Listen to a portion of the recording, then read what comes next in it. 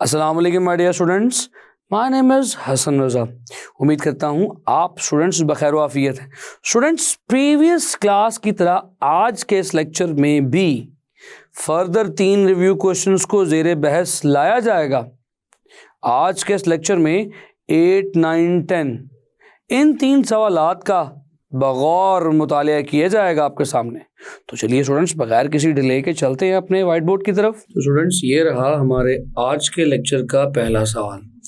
Dear students, question long question के एतबार से बहुत ज़्यादा इंपॉर्टेंट है। चलिए क्वेश्चन को पढ़ते हैं और उसको समझने की कोशिश करते हैं। कहा यह जा रहा है 13.8 में, explain Coulomb's law. Coulomb's law को एक्सप्लेन करें, राइट इट्स मैथमेटिकल फॉर्म। ना सिर्फ आपने इसे एक्सप्लेन करना है बल्कि आपने इसकी मैथमेटिकल फॉर्म को भी लिखना है। तो डियर स्टूडेंट्स, ये इन सिंपल वर्ड्स ये पूरे का पूरा एक लॉन्ग क्वेश्चन है। डियर स्टूडेंट्स, अब आपने इसको अटेम्प्ट कैसे करना है, आप कैसे इसे लिखेंगे वो भी समझते हैं और इसका कॉन्सेप्ट क्या है थोड़ा सा रिकॉल भी करते हैं। स्टूडेंट्स, आप ये बात करनी शुरू होंगे from the very basic introduction. आप इस टॉपिक का थोड़ा सा इंट्रोडक्शन देंगे। आप कहेंगे कि हमेशा पॉजिटिव चार्ज दूसरे नेगेटिव को अट्रैक्ट करेगा और पॉजिटिव दूसरे पॉजिटिव को रिपेल करेगा। All the opposite charges attract each other and all the similar charges repel each other। और ये फोर्स ऑफ अट्रैक्शन और रिपल्शन कितनी होगी स्टूडेंट्स, ये एक्सपेरिमेंटली कूलम ने सबसे पहले फाइंड आउट किया। सो Coulomb's experimentally found out the magnitude of the force of attraction or repulsion between the two charges in 1785। तो इसका ये जो ईयर ऑफ डिस्कवरी था 1785 था। स्टूडेंट्स, ये बहुत इम्पॉर्टेंट डेट भी है और इंट्रोडक्शन में भी आप लिखेंगे। स्टूडेंट्स, इंट्रोडक्शन लिखने के बाद आप सबसे पहली चीज़ जो लिखेंगे वो इसकी स्टेटमेंट होगी। तो चलिए स्टेटमेंट की हेडिंग देते हैं, स्टेटमेंट। स्टूडेंट्स, याद रखिएगा हमेशा लॉज की स्टेटमेंट होती है। अब इसकी स्टेटमेंट को समझने के लिए हमने कहा था कि we have got 2 point charges. हमारे पास 2 पॉइंट चार्जेस हैं जो इनफैक्ट स्टेशनरी भी हैं। This is Q1 charge, similarly we have got another charge Q2। This is Q2 and are having the distance of R between their centres. इनके दरमियान R distance मौजूद है। स्टूडेंट्स, जाहिर है अगर तो ये सिमिलर चार्जेस हुए तो ये रिपेल कर रहे होंगे, अगर तो ये ऑपोजिट नेचर के हुए तो अट्रैक्ट कर रहे होंगे। तो कूलम ने एक्सपेरिमेंटली कहा था कि द फोर्स ऑफ अट्रैक्शन और repulsion is directly proportional to the product of magnitude of charges. ये इन चार्जेस के प्रोडक्ट के मैग्नीट्यूड के डायरेक्टली प्रोपोर्शनल है। Greater the magnitude of charges तो प्रोडक्ट भी ज़ाहिर है ग्रेटर वैल्यू आएगी, फोर्स स्ट्रॉन्गर होगी। अगर ये मैग्नीट्यूड ऑफ चार्जेस ही कम हुआ तो ज़ाहिर है इनका प्रोडक्ट भी छोटा आएगा, फोर्स भी कम होगी। इन सिंपल वर्ड्स हम ये कह सकते हैं कि ग्रेटर वैल्यू ऑफ चार्ज की फोर्स भी ग्रेटर होगी। बड़े बड़े चार्जेस, ज़्यादा वैल्यू ऑफ चार्जेस ज़्यादा स्ट्रॉन्ग फोर्स अट्रैक्ट या रिपेल करेंगे। इसी तरह उसने ये भी ऑब्जर्व किया कि ये फोर्स ऑफ अट्रैक्शन और रिपल्शन डिस्टेंस के स्क्वायर के इनवर्सली प्रोपोर्शनल है। So it is proportional to 1/r square. My dear students, तो ये इसकी दूसरी ऑब्जर्वेशन थी। तो this as a whole is called as the Coulomb's law. ये कह सकते हैं द फोर्स ऑफ अट्रैक्शन और repulsion between the two charges is directly proportional to the product of charges and inversely proportional to the square of distance between their centers। Students, ये बात आपने statement की सूरत में यहाँ पे लिखनी है इन्वर्टेड कॉमास में। जब आप ये बात लिख लें जैसे कि हमारी बुक में मौजूद है तो आप फिर साथ ये 2 रिलेशंस लिख देंगे। स्टूडेंट्स, हम जानते हैं कि हम हमेशा रिलेशंस से ज़्यादा इक्वेशंस को प्रेफर करते हैं। सो हम अगर इसे एक इक्वेशन की फॉर्म में ढालना चाहें तो हम कह सकते हैं कि F proportionals to Q1 Q2 over R square लिखा जा सकता है। स्टूडेंट्स, ये जो चीज आपके सामने है स्टिल ये एक रिलेशन ही है, मगर हम ऊपर से एक और स्टेप फॉरवर्ड आ चुके हैं टुवर्ड्स इक्वेशन। अब अगर आप इस प्रोपोर्शनैलिटी को इक्वालिटी में कन्वर्ट करना चाहें तो कर सकते हैं with the multiplication of a constant. Students, finally formula will become f is equals to that some particular constant कुछ मल्टीप्लाई होगा साथ Q1 Q2 over R square।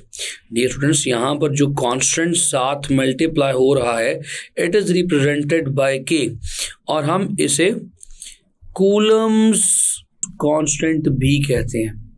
तो डियर स्टूडेंट्स, इस कूलम्स कांस्टेंट के साथ फॉर्मूला लिख देते हैं F is equals to K Q1 Q2 over R square. तो माय डियर स्टूडेंट्स, हमारे पास इस कूलम्स फोर्स या इलेक्ट्रोस्टैटिक फोर्स के फॉर्मूले की फाइनल सिचुएशन या फाइनल कंडीशन आ गई। इस लॉ को हम कूलम्स लॉ कहेंगे। ये लॉ क्यों कहलाता है? क्योंकि हमेशा दो पॉइंट चार्जेस जो स्टेशनरी हो उनके दरमियान फोर्स इसी इक्वेशन से फाइंड आउट की जा सकती है। तो माय डियर स्टूडेंट्स, यहाँ पर K क्या है, थोड़ी सी बात K पर कर लेते हैं। This K is the Coulomb's constant having the value of 9 into 10 raised to the power 9 Newton meter square per coulomb square. My dear students, as you can see, the value of this K is very high. आप देख सकते हैं 10 raised to the power -9 के order की है। Students, ये value हमेशा ही इतनी हाई नहीं होती। This value of K is maximum for vacuum. ये वैक्यूम के केस में मैक्सिमम है। वैक्यूम के केस से क्या मुराद है स्टूडेंट्स? वैक्यूम के केस से मुराद ये है कि आपने ये जो दो चार्जेस इस वक्त कंसिडर किए हैं, ये दोनों चार्जेस जिस मीडियम में मौजूद है वो मीडियम वैक्यूम है, यानी कि स्पेस में मौजूद है। यानी इन दो चार्जेस के दरमियान कोई मीडियम नहीं है, ना हवा है, ना लेट्स से प्लास्टिक है, ना ऑयल है, ना कोई और डिफरेंट सब्सटेंस। ये प्योरली स्पेस में मौजूद है। तो स्पेस के केस में जो value of K Coulomb's constant है दैट इज मैक्सिमम। स्टूडेंट्स, ये मैक्सिमम वैल्यू होती है 9 into 10 raised to the power 9 newtons metre square पर कूलम स्क्वायर, जो मैंने भी आपसे शेयर की। स्टूडेंट्स, क्योंकि मैंने कहा कि ये वैल्यू सिर्फ वैक्यूम के केस में मैक्सिमम है, इसका मतलब ये हुआ कि अगर इन्हीं दोनों चार्जेस को मैं किसी दूसरे मीडियम में प्लेस कर दूं, लेट्स से कि एक चार्ज ये है और दूसरा चार्ज ये है, this is let's say Q1, this is Q2, but this time these two charges are placed between some oil. कोई ऑयल हो सकता है। Now oil is the medium. Students, इस ऑयल के लिए जो कूलम्स कांस्टेंट K होगा वो ज़ाहिर है वैक्यूम की निस्बतन थोड़ा सा कम होगा। सो बस बता देता हूँ कि this is maximum for just vacuum. Vacuum के अलावा कोई भी मीडियम आप प्लेस करेंगे, the value of Coulomb's constant will be decreased. तो इस बात से मैं ये कह सकता हूँ अगर कूलम्स कांस्टेंट K की वैल्यू डिक्रीज हो रही है फॉर अदर मीडियम, तो याद रखिएगा डियर स्टूडेंट्स, अगर डिफरेंट मीडियम्स के लिए इस K की वैल्यू को कम होता आप देख सकते हैं, तो आप ये कह सकते हैं कि फिर इसके बाद फोर्स भी हमेशा रिड्यूस होगी। डिफरेंट मीडियम्स के लिए फोर्स भी हमेशा ये नहीं रहेगी जो वैक्यूम के केस में होती है, फोर्स भी रिड्यूस हो जाएगी। डिफरेंट मीडियम्स के केसेस में दो चार्जेस के दरमियान जो फोर्स ऑफ अट्रैक्शन या रिपल्शन होगी वो भी डिक्रीज हो जाएगी, decrease for other mediums. My dear students, बहुत सिंपल सा कॉन्सेप्ट था। ऐसे ही हम अगर लिखेंगे तो हमारा लॉन्ग क्वेश्चन भी कंप्लीट हो जाएगा और हमने यहाँ पर कॉन्सेप्ट भी रिकॉल कर लिया। उम्मीद करता हूँ ये कॉन्सेप्ट आपको क्लियर हुआ होगा। चलिए स्टूडेंट्स, मूव ऑन करते हैं आज के अगले सवाल की तरफ। तो ठीक है स्टूडेंट्स, ये रहा हमारा आज का next question. The review question 13.9। Students चलिए पढ़ते हैं। ये भी क्वेश्चन बहुत सिंपल है, सिंपल थ्योरेटिकल क्वेश्चन है। सवाल में पूछा जा रहा है what is meant by electric field and electric intensity. Students electric field और इलेक्ट्रिक इंटेंसिटी से क्या मुराद है? डियर स्टूडेंट्स रिकॉल कीजिए, हमने इलेक्ट्रिक फील्ड किसे कहा था? हमने कहा था कि दो चार्जेस अगर किसी खास हद से ज़्यादा करीब आ जाए तो दोनों चार्जेस एक दूसरे पर फोर्स एक्सर्ट करनी शुरू कर देते हैं। चलिए बात को फिर से थोड़ा सिंपल करते हैं। मैं कह रहा हूं कि मेरे पास एक चार्ज सोर्स चार्ज है Q, या फील्ड चार्ज भी कह सकते हैं, और मेरे पास डियर स्टूडेंट्स एक और चार्ज है जिसे हम टेस्ट चार्ज कहते हैं Q0। स्टूडेंट्स अगर ये Q0 एक खास डिस्टेंस से पीछे ले जाया जाए तो ज़ाहिर है आप जानते हैं कि जितना ज़्यादा इसे पीछे लेके जाता जाऊंगा इस Q0 पर Q की वजह से लगने वाली फोर्स रिड्यूस करती जाएगी, और जब मैं इसे आगे टूवर्ड्स दिस Q लाता जाऊंगा तो इस पर लगने वाली फोर्स भी बढ़ती जाएगी। स्टूडेंट्स हमने इस कॉन्सेप्ट को कुछ इस तरह से सीखा था कि इस Q0 को आप इतना पीछे ले गए हैं कि इस पॉइंट पर इस Q0 पर कोई फोर्स नहीं लग रही। तो हमने कहा था कि now this is beyond the effect of Q। अगर आप करीब लाते लाते एक खास बाउंड्री को क्रॉस करके इस बाउंड्री के अंदर इस Q0 को ले आएंगे तो इस Q0 पर इस Q की वजह से एक फोर्स लगना शुरू हो जाएगी। सो हमने कहा कि अब ये Q0 Q के इफेक्ट में आ गया, इसका असर यानी फोर्स फील करना शुरू हो गया। तो डियर स्टूडेंट्स जब ये Q0 इसके असर इफेक्ट या फोर्स को एक्सपीरियंस करना शुरू हो गया तो जिस बाउंड्री में जिस इलाके में दाखिल हुआ था वो इलाका इस Q का इलेक्ट्रिक फील्ड रीजन कहलाया या इलेक्ट्रिक फील्ड कहलाई। तो चलिए स्टूडेंट्स इलेक्ट्रिक फील्ड की डेफिनेशन लिख डालते हैं यहां पर। What is meant by electric field? Region around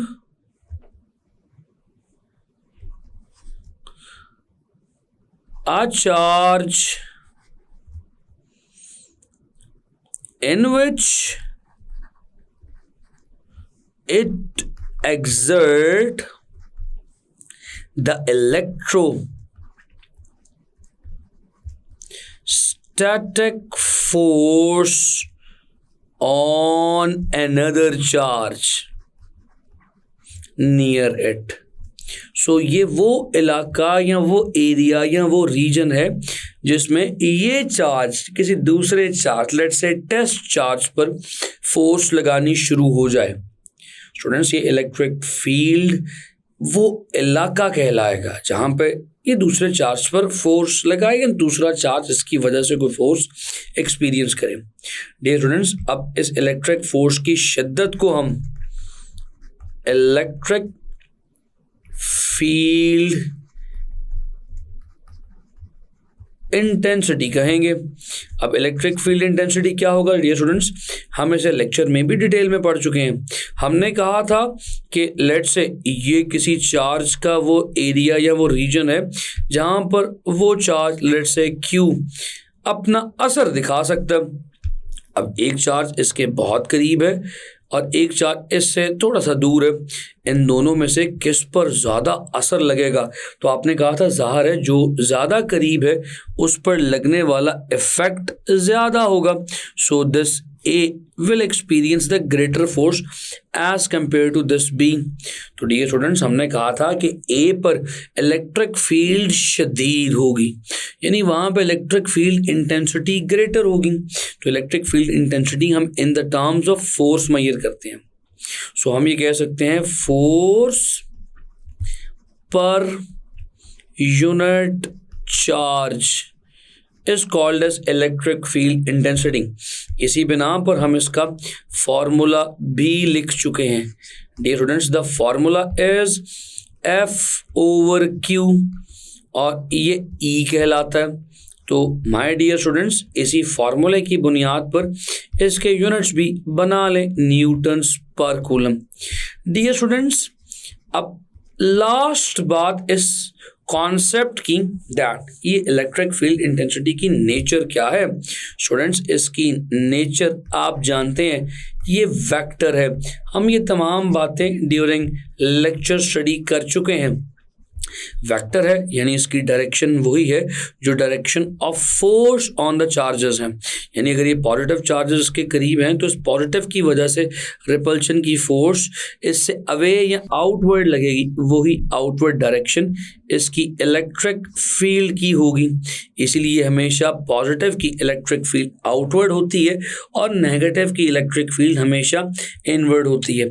और वो लाइंस जो इन इलेक्ट्रिक फील्ड्स को रिप्रेजेंट करती हैं वो इलेक्ट्रिक फील्ड लाइंस कहलाती हैं माय डियर स्टूडेंट्स। तो स्टूडेंट्स, क्योंकि अब आप डायरेक्शन को समझ चुके हैं तो आपके सामने आने वाला नेक्स्ट रिव्यू क्वेश्चन बहुत सिंपल होगा। रिव्यू क्वेश्चन नंबर 13.10 या 13.10। स्टूडेंट्स, अब आप इस सवाल का जवाब ऑलरेडी जानते हैं, मेरे बताने की ज़रूरत नहीं। तो चलिए जल्दी से सवाल का जवाब बता दीजिए। The question is electric intensity a vector? तो क्या ख्याल है, ये वेक्टर है? The answer is yes, it is a vector. अगर वेक्टर है then what will be its direction? इसकी डायरेक्शन क्या होगी students? Its direction is in the direction of force, in the direction of force. कैसी force? चलिए इस बात को हम अपनी प्रीवियस क्लास में भी देख चुके हैं ड्यूरिंग चैप्टर, और अभी प्रीवियस क्वेश्चन में भी देख चुके हैं। अगर पॉजिटिव चार्ज है, इसकी इलेक्ट्रिक फील्ड देखनी है तो आप कहेंगे इस पॉजिटिव चार्ज के पास जब भी कोई दूसरा यूनिट पॉजिटिव चार्ज आएगा तो हमेशा रिपल्सिव फोर्स या आउटवर्ड फोर्स एक्सपीरियंस करेगा। So because of this the electric field lines for the positive charges are always outward, whereas the electric field lines for a negative charge are always inward. So ये रही my dear students direction of electric field lines for the negative charge। बहुत simple सा concept है। उम्मीद करता हूँ कि अब आपको ये तमाम बातें समझ आ चुकी हैं। फ्रेंड्स, उम्मीद करता हूँ ये तीनों सवालात 8, 9 और 10 क्लियर हुए हैं। आपने नोट्स भी बनाए हैं। अपना बेइंतहा ख्याल रखें। मिलूंगा अगले लेक्चर में, तब तक के लिए खुदा हाफिज।